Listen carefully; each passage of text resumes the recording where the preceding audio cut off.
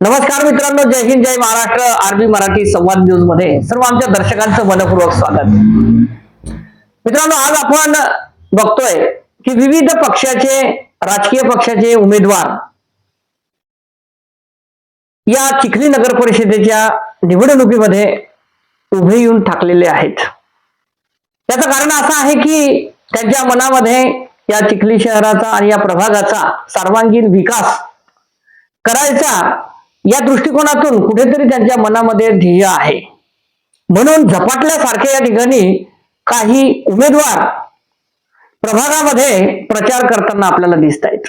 प्रभाग क्रमांक 9B यामधून शिवसेना उद्धव बाळासाहेब ठाकरे पक्षाच्या अधिकृत उमेदवार सौ वंदना रामदास अंबासकर ह्या उभ्या आहेत.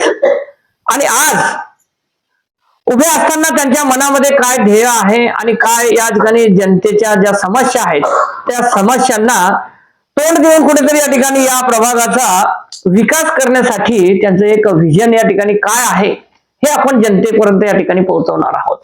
सौ वंदना रामदास अंबासकर. कोणत्या पक्षाकडनं उभे आहात आपण? उद्धव बाळासाहेब ठाकरे. अच्छा, प्रभाग क्रमांक 9. प्रभाग क्रमांक 9. बर. या प्रभागातील जनतेच्या काय समस्या आहेत? जनतेच्या समस्या पाण्या पुरवठ्याचा रोज पाण्याचा प्रश्न आहे, काही स्मशानभूमीचा प्रश्न आहे, काही नाल्याचा प्रश्न आहे, काही कचरा गाडीचा प्रश्न आहे. मित्रांनो, अशा पद्धतीचं प्रभागामध्ये जे काम आहे ते काम करण्याचा मानस त्यांचा दिसतोय. या प्रभागामध्ये सर्व समावेशक जाती धर्माचा हा एक प्रभाग मानला जातो. त्याबद्दल काय सांगा?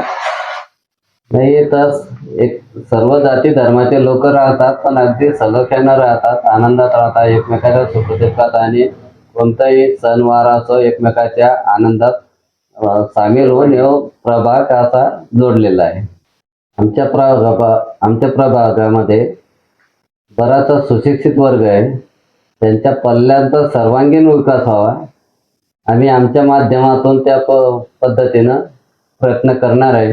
आम्ही या प्रभागामधून ओपन जागेवर आमची महिला उमेदवार म्हणून महिलांच्या त्या समस्या आहेत, काही अडीअडचणी, त्याच्यासाठी आम्ही महिला उमेदवार दिलेले आहे. वंदना रामदास अंबासकर माझ्या लाईन्या वहिनी आहे.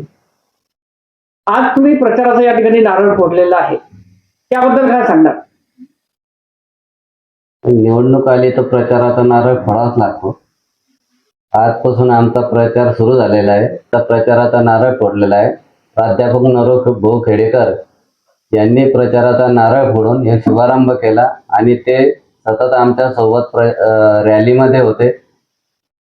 ते सोबत असल्यामुळं आम्हाला जनतेचा भरभरून प्रतिसाद मिळाला आहे आणि लोकांच्या मनात आम्ही पूर्ण आता बसलेलो आहे. मशाल निशाणी घेऊन आम्ही भरघोस मताने विजय होणार आहे.